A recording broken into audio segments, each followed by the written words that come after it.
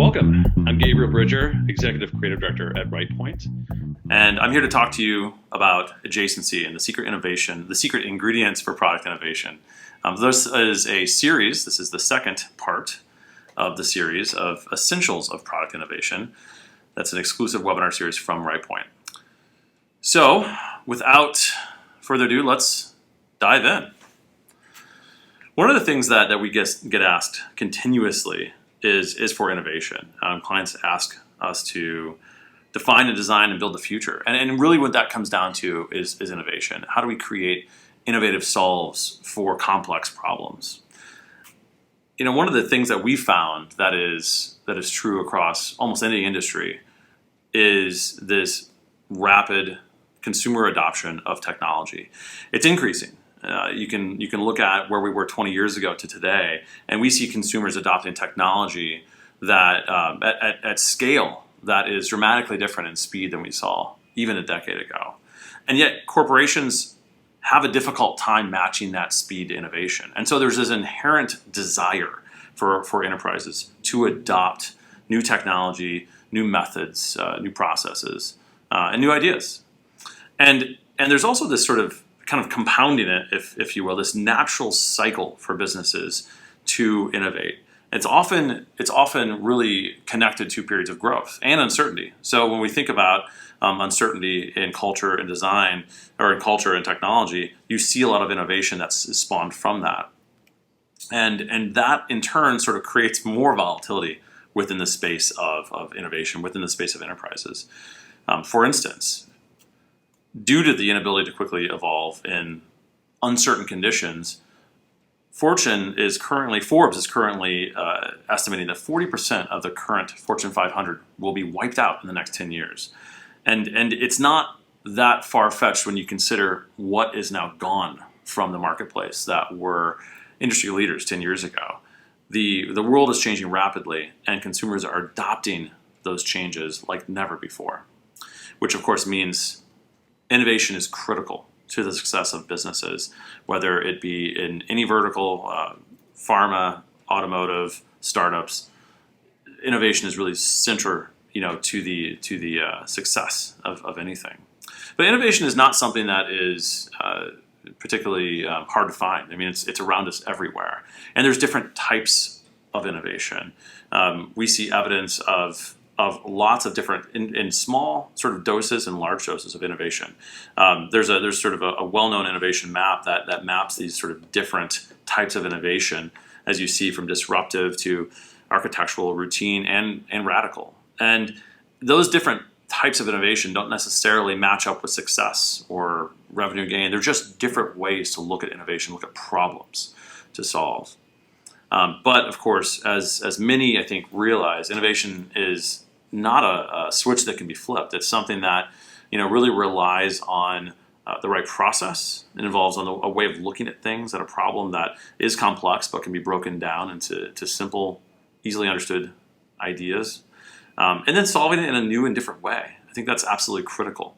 One of the things that we do at Rightpoint that we believe is key to solving for innovation, solving for complexity and creating innovation, is something that we refer to, of course, as adjacent innovation.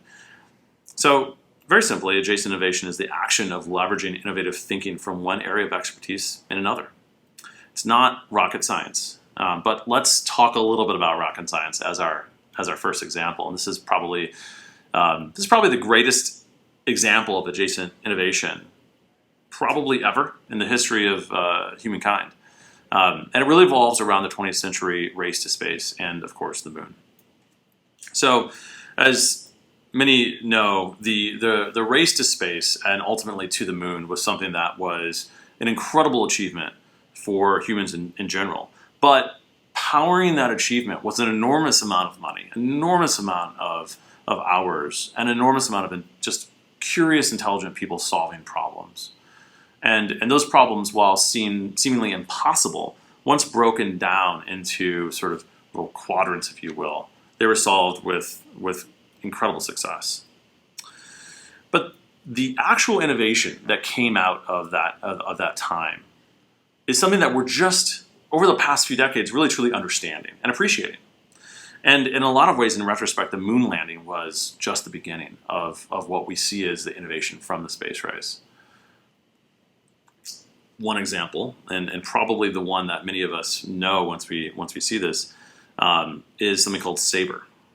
Sabre is the reservation processing system that we still use today to buy a ticket on an airline and actually board that flight without any issues, weather aside. So where did it start? Well, IBM's Mercury Monitor system and data communications channel were really the first type of future multitasking priority interrupt operating system and control programs.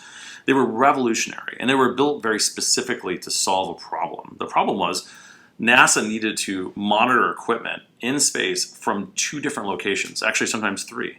They needed to have a way for computers to talk to each other, quite simply, across large distances like the United States. So once that was solved for, IBM quickly realized that they had an interesting blueprint, large central computers connected to a widely scattered series of terminals. But they didn't know really what it was for, what it could be for. So that changed with really a chance meeting in the summer of 1953, and it's a fantastic story. IBM salesman named Blair Smith actually boarded an American Airlines flight in Los Angeles bound for New York. It was Monday morning, if I remember the story right.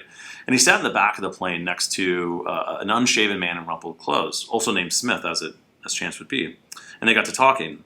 Well, C.R. Smith, the person who he sat next to, was a master conversationalist. And within 30 minutes, he knew Blair's life story. That man was the president of American Airlines.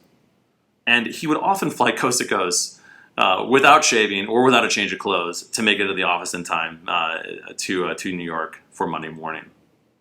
As you can imagine, the conversation and what Blair Smith told him about Sabre ultimately changed the course of aviation and changed the course of the type of expectations we have in terms of ticketing and even service.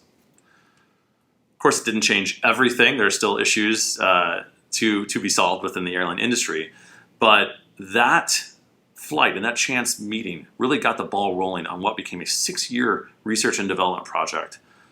And it was actually codenamed Semi-Automatic Business Environment Research, or SABRE, which ultimately it was known as.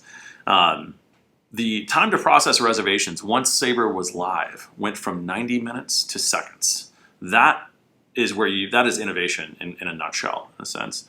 The hardware alone, it was not cheap. It cost $30 million, or $230 million in today's money.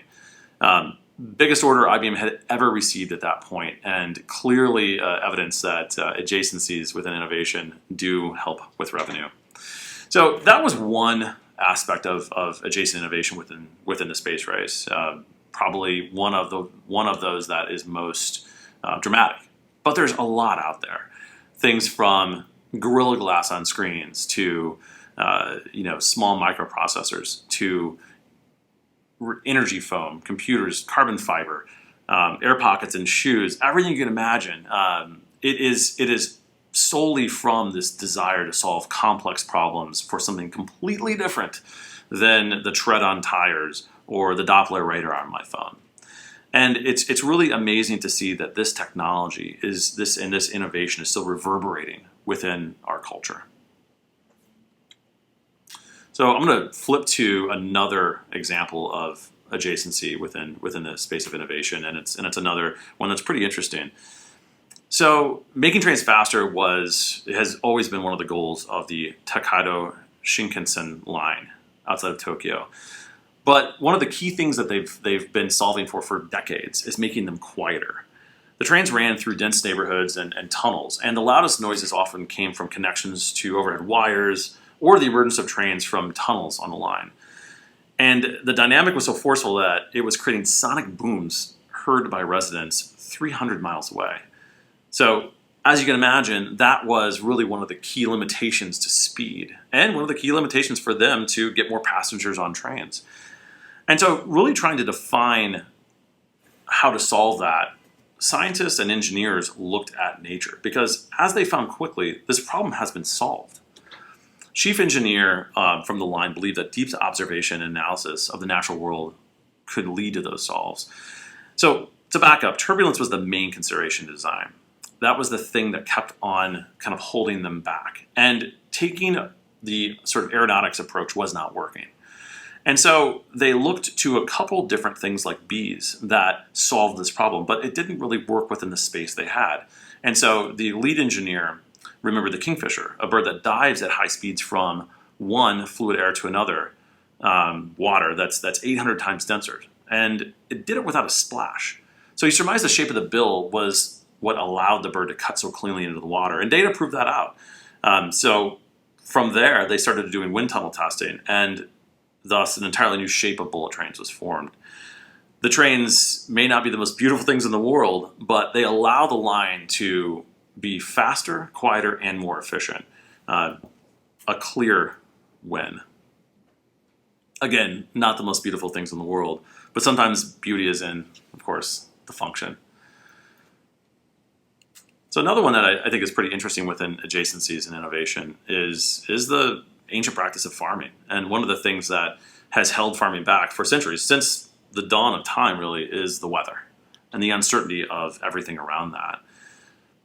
Interestingly, though, we have the data to understand and predict what is going to be happening, not just at a massive scale at a county or state level, but something much more granular. And that granularity has given rise to a huge boom in farming, and really it has changed the space. You would never expect to think of farming as one of these sort of high-tech environments, but it really has become that.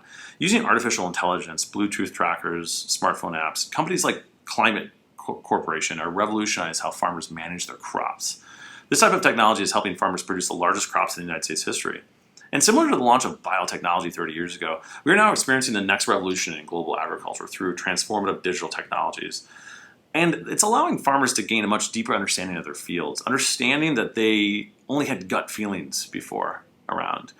That is allowing farmers to take more chances, take on bigger crops, and ultimately, like I said, produce larger yields. But it's not just that. Understanding what your field is doing by the foot is incredibly empowering, but it's also understanding when things fail and how they fail and when they're about to fail. And so it's about, to some degree, risk mitigation. So the system that has been created, and Climate Corporation is just one of them, is actually integrated with insurers, which allow for farmers to file claims almost before damage is occurring to their fields. That allows for more efficiency and specificity. So it cuts down on paperwork and, frankly, just time to get a check from an insurance company. The industry took note pretty quickly. Just a couple years after Climate Corporation launched, Monsanto paid $1 billion for the company, obviously giving the company's models some pretty added legitimacy.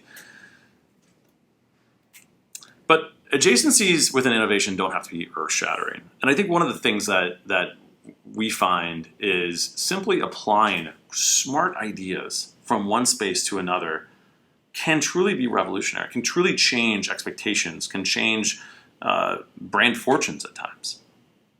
And one of the things that often is missed when we think about a company like Tesla is the simplicity that they've introduced to a very complex world for the consumer.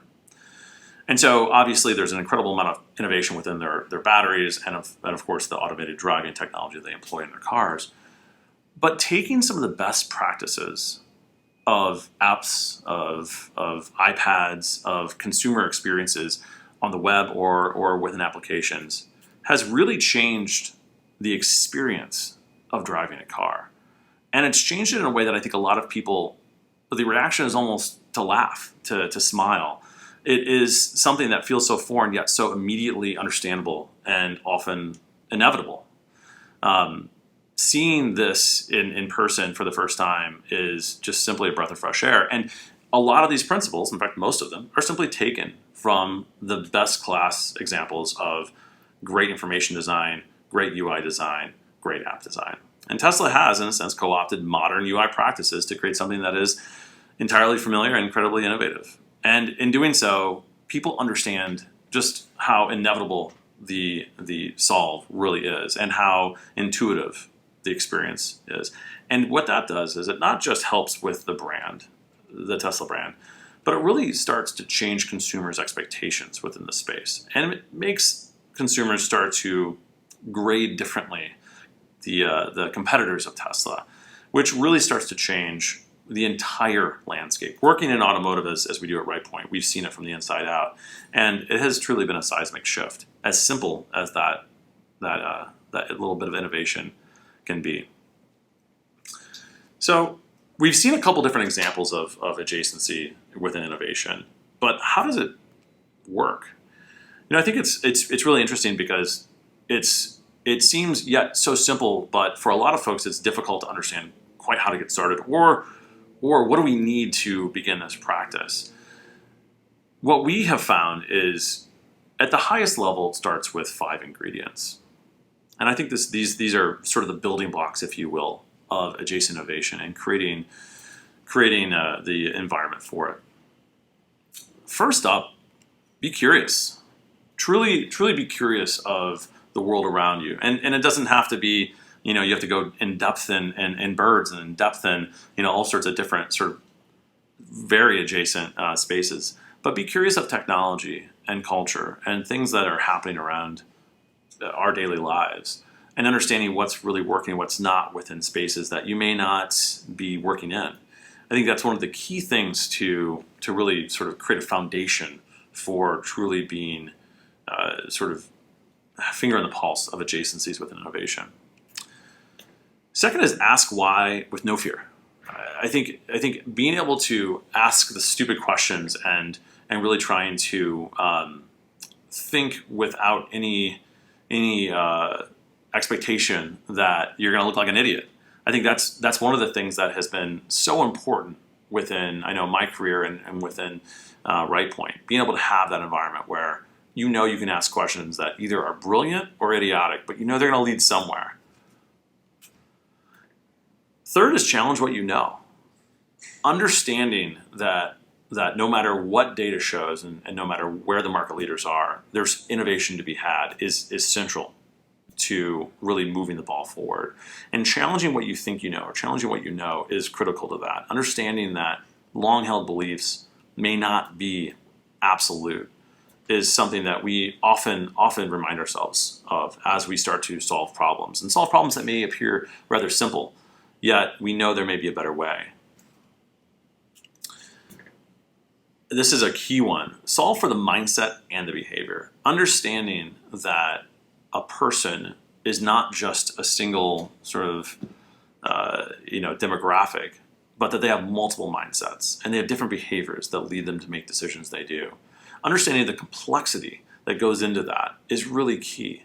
Understanding that a single person within a day can almost take on different demographic approaches to solving problems or consuming media, what have you, is something that we believe strongly in. And finally, look for inspiration everywhere. And it's a very obvious thing, but it's something that cannot be ignored. Beautiful solves for complex problems will reside in nature. They reside in city planning. They reside in everything you see. Obviously, you've got your smartphone in your hand, which is in some ways an epitome for solving complex problems. But that's one of many, many things. Solving complex problems can be as small or as big as we really look for them. And so making sure that you don't lose that curiosity to look for inspiration everywhere. Ask why with no fear. Challenge what you know. Solve for the mindset and behavior. And don't be afraid to look out the window. And a lot of those things, what we look at adjacency as something that comes out of what we call divergent ideation, really trying to spread out from where we think that the obvious solve is and be divergent within the process of innovation. And I think one of the things that is critical to this is creating a process and an environment that encourages this type of thinking. Creating something that feels very open, an environment that allows the team to feel full of trust is really critical to this. It maps back to some of those things that we just talked about. And what we found is, and it really helps with adjacencies within innovation and sort of driving the type of curiosity and openness is to create a team that's diverse in discipline and background, and is open to this divergent thinking. Allowing for sort of a single mindset, even if it's 7 people in a room to solve a problem, is great, but it's probably only going to give you one solve, or maybe 5 flavors of the same solve. Allowing for a team that's diverse in discipline and background gives you different perspectives and different starting points to solving problems. Once you do that, you allow, and once you have that open sort of dialogue and sort of no fear in the room, you allow for the type of discussion and ideation that is such fertile ground for great ideas and new ideas. So it's absolutely critical to create that sort of diversity and discipline and background. Okay, great. So how do I get started? This is always the question that we get asked. And of course, it's a little bit more difficult than simply five points here. But I do want to sort of throw it out there that there is an approximate process that we walk through as we start to think about the process of adjacent innovation within our space. Number one is clear, but it cannot be missed. Define your objectives, audiences, and mindsets. Know who you're trying to solve the problem for, and be critical of that. A client or a team member may give you what they believe the answers are. May not be the case, and I think it's important to be curious through that process. Map the current state experiences and look at it as much data as you can. Data is critical, and understanding what that data is saying is something that cannot be glossed over. 3, define the key points of tension and interaction within those customer journeys. What is breaking down? What are we solving for? And is that the problem? Is that actually the thing that needs to be fixed? Or is there something completely different that leads to that tension point that is the true issue at play? Again, defining those mindsets and looking at that data is going to support that type of answer and that type of process. 4, map these points of tension to other world-class examples outside of your direct competition set that solve for similar patterns. It's not the same problem, but it's maybe similar patterns. We think about the Kingfisher example, for instance. Clearly, it's not the same problem, but it's solving for the pattern of moving through a certain type of air into a much more dense air, into a certain type of less dense air. Solving for, in a sense, a lot of math, which is exactly what the folks in Tokyo were doing. And so it allows somebody to kind of free their mind a bit of what they thought was the answer and look at a completely different source for inspiration. And then 5, and this is something that we firmly believe in at Rightpoint: iterate, test, and iterate in perpetuity. That, of course, is a product mentality, and there's a lot more to it than just those words. But I think the key thing is the day of launch is not the last day. It's really the first day. And understanding that iterating on great ideas only makes them better.